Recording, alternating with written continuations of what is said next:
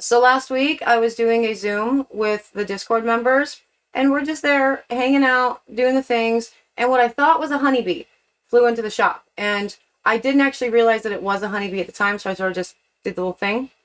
And then I looked, and it looked like, could be a bee.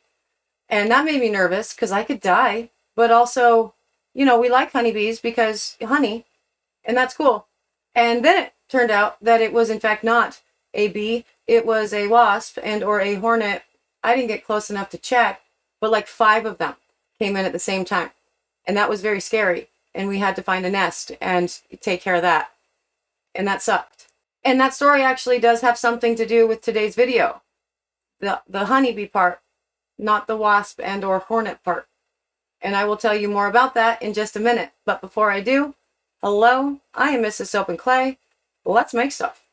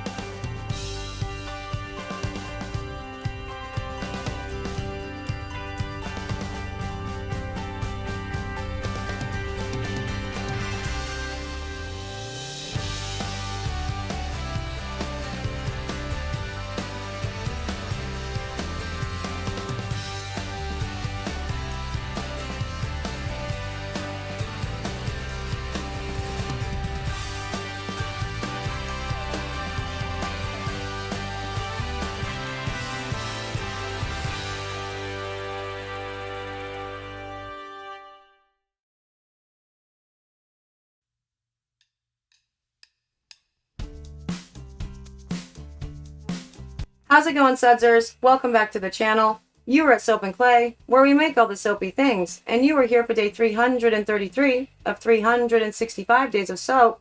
And today we are doing an FAQ about how to incorporate honey in soap, because there are a lot of ways to do that. And we always get asked these questions about how to put X, Y, or Z additive in, and we've been getting a lot about honey. And since I'm making a lavender honey bar as a custom bar for an order that got put on the website, I thought this is a good time to talk about honey, because I don't think we've done that guy yet. So let's get to the video. We will talk about all things honey in, soap. Okay, all about honey and soap while making a beautiful lavender honey swirl that contains honey. Now, everybody always wants to know how to incorporate all of the additives and all the things into soaps. In this particular instance, when it comes to honey, just like with almost everything, you can incorporate it wherever you want. Now, what I've done for this particular batch is I have mixed the honey in with the warm oils at a little over 1 tablespoon per pound of oil. So this is about 2.5 pounds of oils for this batch, and I have 3 tablespoons of honey in here. And I mixed it in with the warm oils, stirred it up really nicely so it's, blended throughout. And that is my preferred way of incorporating honey for a number of reasons.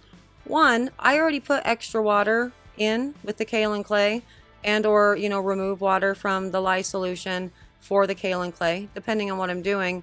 And so a secondary piece of that, like taking the honey out and mixing it with warm water and then adding it in at trace, I don't, which is an option, I don't particularly like doing, just because, again, I already have a step wherein more water is involved at trace or emulsion, what have you.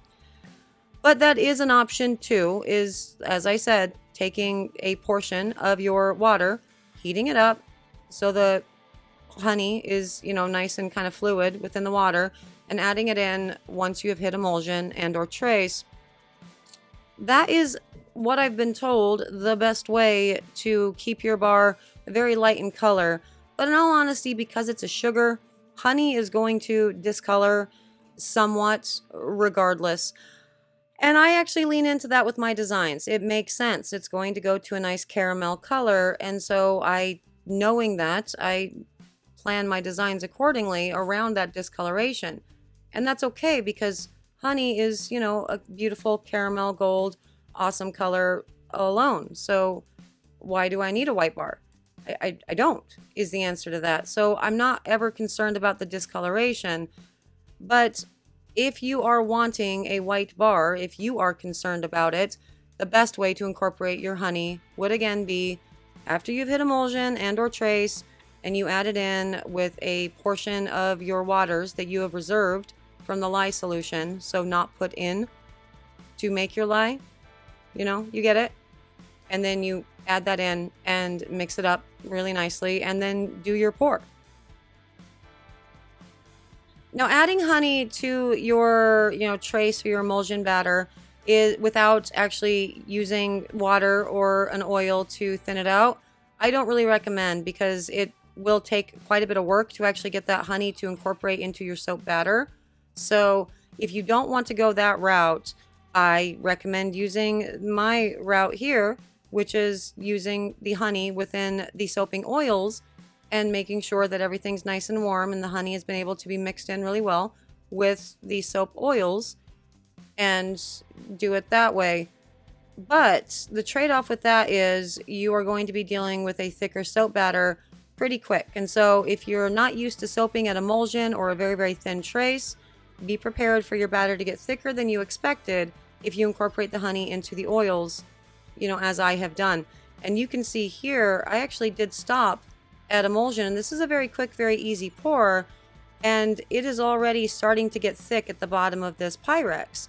Right up top it looks okay, the parts that I just poured in, but the stuff that's had a chance to sit for longer than 30 seconds or so, it's already getting pretty thick. And by the end of this Pyrex, you'll see just how thick it's getting. That is a result of the honey in the oils. Another more advanced way of doing this is obviously going to be incorporating the honey itself into your lye solution, which I have done before too, and I have done with this particular pour for basically the same results. It's going to be a thicker batter right off the bat, and you have to work kind of quickly. That's definitely a more of an advanced technique for incorporating the honey, because you are going to be dealing with potential, burned sugars in your lye solution, a darker lye solution, and a faster trace as a result of all of that. So definitely maybe don't do that for your first batch. Okay, and on to the cut, and as you can see, this has discolored, but it's discolored in beautiful ways. Now, I kept the majority of this bar white, and I added kaolin clay to it, to the entire batch, to keep it white. And I had just the two colors, the two sections, one with purple and one with a very bright yellow, knowing that the honey in this was going to discolor the soap more than somewhat. And that is the end result of said discoloration. So the whites went yellow, and the yellow went a beautiful brown color. And that's lovely. That is a gorgeous bar of soap. There is absolutely nothing wrong with any of that. I love to see it. Very, very beautiful. And that is the discoloration that you're going to see and expect whether you incorporate the honey into your soaping oils before you put in your lye solution, or whether you incorporate the honey into the lye solution itself. You can get a lighter bar of soap, again, if you incorporate the honey mixed with some water, diluted into some water, to your soap batter at trace, but you are still likely going to get some level of discoloration. You can offset that by adding titanium dioxide to your batter, which I have not done in like the entirety of year 2. Actually, I just went on a no titanium dioxide kick, and but you can do that to, keep it lighter. But again, lean into it. Lean into the discoloration of your beautiful natural additives. The addition of sugar in a soap, so honey, is going to be a great humectant, so it really helps out with the lather. It helps out with the potential over drying or over cleansing numbers of maybe your coconut oils or whatnot that you have in your batch. And enjoy, have fun with honey. Like every other additive, it's a super fun way to change up the batch. And there it is, a fast and dirty FAQ on how to incorporate honey into your soap. And like with most things, you can incorporate it a number of ways. Into your lye solution, into your oils, into your trace batter, kind of just whatever it is that you want and what you feel comfortable with. because there are pros and cons to each way. Yes, I have also heard tell that a lot of people have been declaring up and down that you should only ever use raw honey for soap because the store-bought honey doesn't have all like the properties that, raw honey does. I mean, first, you incorporate honey into soap primarily because of the extra bubble, because of the sugar. Secondly, because it's label appeal. And, thirdly, I haven't found any information that suggests the honey that's on the shelves at the store, the not raw variety, actually is so changed that it wouldn't impart any antiseptic or whatever properties into your soap. So there's that. Absolutely. I hope you guys had fun today. I certainly always have fun whenever I get to hang out with you, for sure. An extra special thank you to my sudsers. Thank you for existing. Thank you for doing all the things. An extra special thank you to the sudsers who are also in Discord and for, being there and ready to call the ambulance and give them very vague information about how to find me in case I had been attacked by bees and or wasps and or hornets on that Zoom call. I appreciate that you guys were there with me anyway, because that helped. Yes, I'm out of here for today, but I will see all of you guys again tomorrow for another round of soapy fun. Bye.